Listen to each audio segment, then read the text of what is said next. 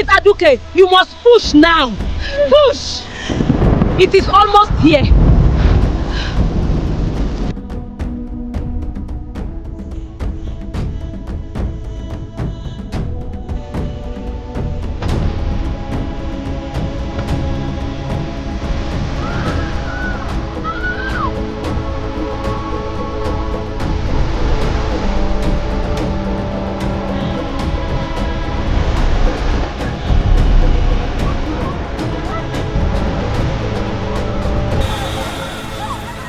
Thunder did not roll that night. It cracked. It split the sky above the ancient town of Ilú-Ayérò like a calabash dashed against stone. Rain fell not in drops, but in sheets, furious, unrelenting, as if the heavens had remembered an old anger. The people of Ilú-Ayérò had seen storms before. They were children of the earth, farmers, drummers, worshippers of unseen forces. But this was different, because the river was not just rising, it was roaring. The sacred Ayérò River, calm and silver by moonlight on most nights, had turned dark, swollen, alive. It clawed at its banks, it swallowed yam barns, it uprooted trees like grass. And in the far compound at the edge of town, a woman screamed, not from fear, from labor. Inside a mud-walled room lit by trembling oil lamps, Aduke gripped the woven mat beneath her. Sweat soaked her wrapper.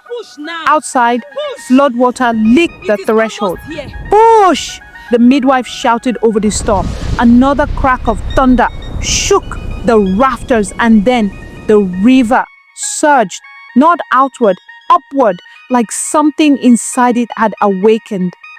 In the shrine near the riverbank, the high priest opened his eyes. He had been in prayer, but now he was listening. He could hear it, not the rain, not the thunder. A cry, a child's cry carried over the wind. The old priest rose slowly, his white robes brushing the shrine floor. His face did not show fear. It showed recognition. He has begun, he whispered. Back in the compound, as lightning split the sky, a baby wailed into the storm, and at that exact moment, the river fell silent, not calm, silent, as if it were listening too. By morning, the flood had retreated. It left behind destruction, broken fences, mud-filled courtyards, livestock missing. But one thing stood untouched: Aduke's compound. Not a single wall had fallen, not a single roof tile displaced. Villagers murmured as they gathered. It is strange. The river swallowed half the town. But here, nothing. Inside, Aduke cradled her daughter. She named her Morenike. I have found someone to cherish. The baby did not cry much. She watched, always watching. Her father, Olufemi, stood near the doorway, staring at the distant river. His jaw tightened. He did not like how still it was. 7 days later, the drums began. Not festival drums, summoning drums. The sound echoed across Ilú-Ayérò's compounds. Low, commanding, people stepped out of their homes. Because when the high priest of the river called, you answered. The old man arrived at Aduke's compound barefoot. His white beads glinted against his dark skin. His staff tapped the earth rhythmically. Olufemi stepped forward. Baba, you honor us. The priest did not smile. Bring the child. Aduke hesitated, but she obeyed. Morenike was placed in the priest's arms. The baby stared at him, unblinking. A wind passed through the compound. Though no clouds filled the sky, the priest closed his eyes.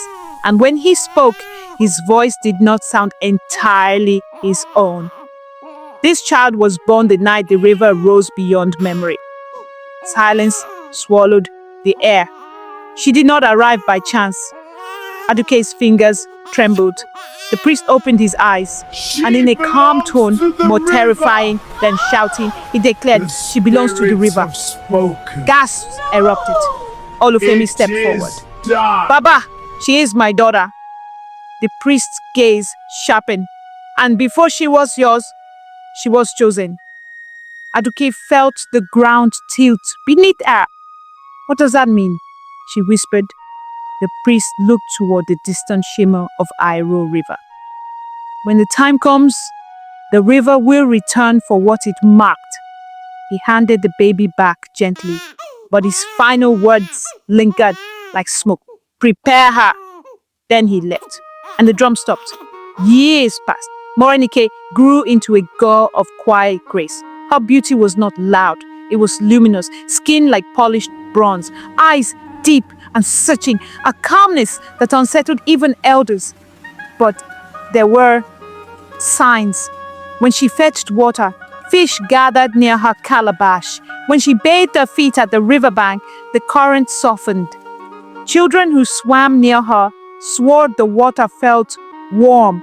And when arguments broke out among villagers at the river's edge, the water churned, as if listening. Whispers followed her through market stalls. That is the river's child. Do not anger her. Do not envy her. Aduke heard every whisper, and each one tightened her chest. At night, Morenike sometimes stood outside alone, staring toward the river. Do you hear it too? She once asked her mother. Hear what? Aduke forced a smile. The humming.